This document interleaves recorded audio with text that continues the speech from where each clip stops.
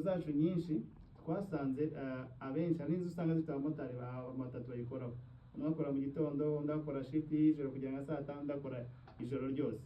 So ariko tuza gusanga ikinyabiziga ni nk'ikinyabiziga cyose, ikinyabiziga cyose gikeneye gukorerwa maintenance, gikeneye ko cyakorerwa isuzuma. Ntabwo ni ikintu cyose ntabwo gitwara gusa, gikeneye ko wagira igihe ukajya no kugikoresha isuzuma.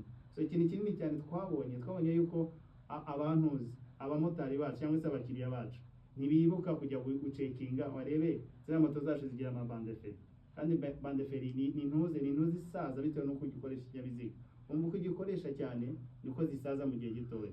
So ikintu cya mbere nacyo wenda bukangurambaga cyane turi gukora ubu ngubu ni ukwigisha abakiriya cyangwa se abamotari bacu, ni ukuvuga ngo igihe cyose byaba byiza nk'uko wenda tujya kumena amavuta y'imodoka zisanzwe, ukavuga ngo ningende ibirometero runaka ndajya guhindura amavuta kugira moteri yanjye ikomeze igire ubuzima.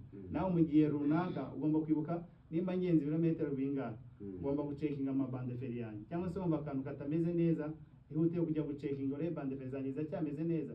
Nk'uko yabivuze abamotari, hari n'ibindi byo kugenda nyine ukora uhanaguramo imbere. Nyine ikiteye ikinyabiziga ni ikintu kigutunze, ibikora rwose kucyitaho.